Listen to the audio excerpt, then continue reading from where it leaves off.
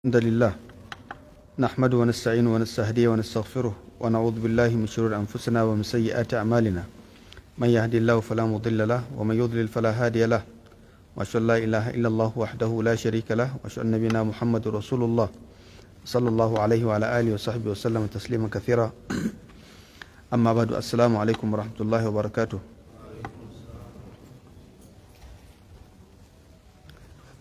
wannan shi darasi na 135 yau 7 ga watan 8 watan sha'ban ban shekarar hijira ta 45 bacin 400,000 yau 17 ga watan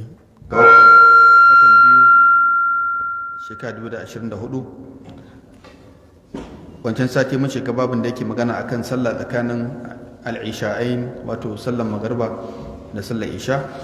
akwai nafilfili da aka rawaito daga wajen ma'aiki sallallahu alaihi wasallam yana sallata su. man dauki hadisin Hudhaifa wanda zan sake maimaita shi don mu dora bayanin a tare insha Allah.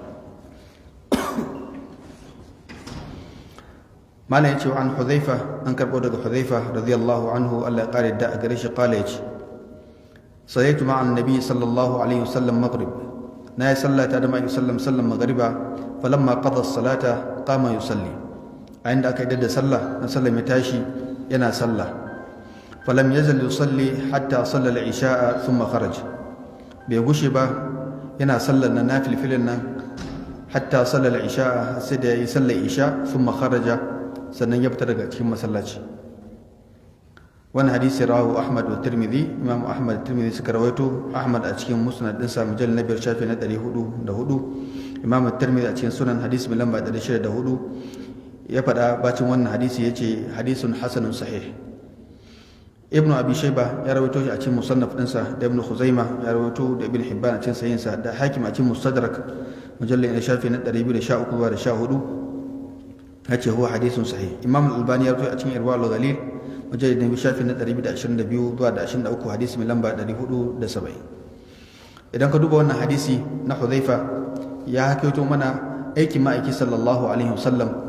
wata rana aka yi sallan magariba da shi sallallahu alaihi wasallam, da ya idar sai ya miƙe ya dinga nafilfili, ba a ce raka'a 2 ba ko raka'a 4 ko raka'a 6 ko raka'a 8, ba a san adadin ba. mai rawaito Huzaifa bai kirga ba, bai daina nafilfilin har sai da lokacin sallar isha yi aka kira sallah sannan ya tsaya, da ya sallar isha sannan ya fita. wannan hadisi ingantacce ne a bisa wannan lafazin. to kullum idan ka samu hadisi ingantacce rike shi, amma idan ka samu hadisai rubabbu wanda suna da matsala da kira suke tashi da kira suke miƙewa, to dan aje su a gefe. wannan hadisin ba shi da matsala insha Allah. inda lokaci zamu zo wajen sauran hadisan zaka ji su akwai garabasa a ciki, amma ku ba su inganta ba. wanda suke so su bada wata falala mai girma musamman na yin wannan nafilfili, ko kuma su bada wani adadi na musamman game da wannan nafilfili, to a nan ma za mu iya ganewa wato ya halatta kai nafilfilin 2 ko 3 ko 4 ko 5 ko 6, ya danganta. akwai lada amma ba faɗi ladan ba. kuma a ce maka kawai raka'a 4 ko raka'a 6 ko raka'a 12 shine mai wani ladan, abin bai inganta ba.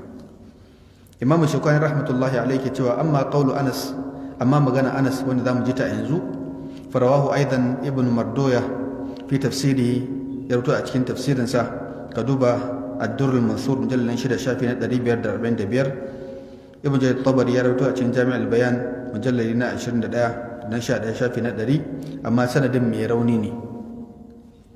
min riwayat al-harith ibn wajih, illa wannan hadisi shine harith ibn wajih wanda ai magana akan sa. qala sami'tu malik ibn dinar, naji malik ibn dinar qala yace sa'altu anas ibn malik, na tambayi anas ibn malik an qawli da fadin tabaraka wa ta'ala tatajafa junubuhum 'anil madaji', wato jikkanunsu, wato bayani game sabon mai sallallahu alaihi wasallam. al-madaji shine makwanci, ma yattaju alaihi al-insan, inda dan adam yake sa makwancinsa. to tatajafa bi ma'ana tataba'adu, wato junubuhum bangaren su, makwancinka inda kake kwanta da shi a dama ko a hagu, ko mutum ya sanya bayansa, mutum yana nisantar makwancinsa da jikinsa. me ake nufi? zama yake akan kujera yana chatting, kallon tv yake, satellite, kallon jarida, karta yake, da game yake yi, yad'una rabbahum khawfan wa tama'a, suna roƙon ubangijin, suna roƙon sa. Addu'a sallah ce ita ma addu'a, kuma sallah ita ma addu'a ce. Khawfan suna tsoron azabarsa, wa tama'an suna kwaɗayin gafararsa da aljannarsa. Allah ka ba mu aljannaka. fa qala sai ce kana nasun min ashabi sallallahu alaihi wasallam yusalluna min salatil maghrib ila isha. Wato kana nasu, wasu jama'u daga cikin sahabbai sallam suna sallah daga sallan magariba zuwa isha. Idan aka yi da sallan magariba sai su fara sallah. Wani ina suke a gidajensu a masallaci, yasa aka gani babu laifi mutum ya sallar ibada a masallaci muddin babu tsoron riya, ko musamman bayan magariba a da babu wuta irin tamu. Idan mutum ya makale wata zawiya wani gefe ba wanda zai gan shi, sai wanda zo kusa da shi sai ka ta sallolinka. To amma sau da wata ran tayi akwai hasken wata ran kuma za ka wuce ka ji murya wani yana sallah, ko baka ji sallarsa ba amma dai ka gane wani yana sallah a wajen a cikin duhu. To wannan ya nuna mana cewa an gan sahabbai suna sallah wato bainal maghrib wal isha. Yace ila salati al isha al akhirah fa anzala Allah ta'ala fihim tatajafa junubuhum 'ala al madaji. Kai ka ce wannan hadisi wato sabon nuzul ne game da wannan aya ta cikin suratul sajda aya ta 16. Yace wal harith ibn wajih da'if. Wannan shine illa hadisin da aka kawo akan magana Anas. Wa qala Anas ya faɗa wato ƙarin bayani akan wannan hadisi. Hafiz yace da'if, ko malamai da dama sun raunana shi, wato yana da illa wanda ba za a faɗe shi ba.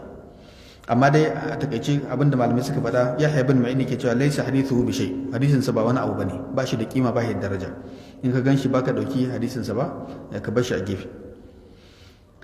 Imam al-Baihaqi yake cewa wa ankarahu ghayruhu, wani su kuma daga cikin malamai ba su faɗa abinda Yahya bin Ma'in ya faɗa ba, suka yi ma inkarin sa, wato munkarul hadith min ahli al-ilmi bil hadith kamar Bukhari da Abu Dawud, As-Sistani wa ghayruhuma. Wannan idan kana son karin bayani ka duba at-taqrib na Imam Hafiz bin Hajar mujallal shafi na 145, ka duba Mizan al-i'tidal mujallal shafi na 445, ka duba Sunan al-Kubra al-Baihaqi mujallal shafi na 179, sun kawo bayani akan wannan bawan Allah. Malam yace warwahu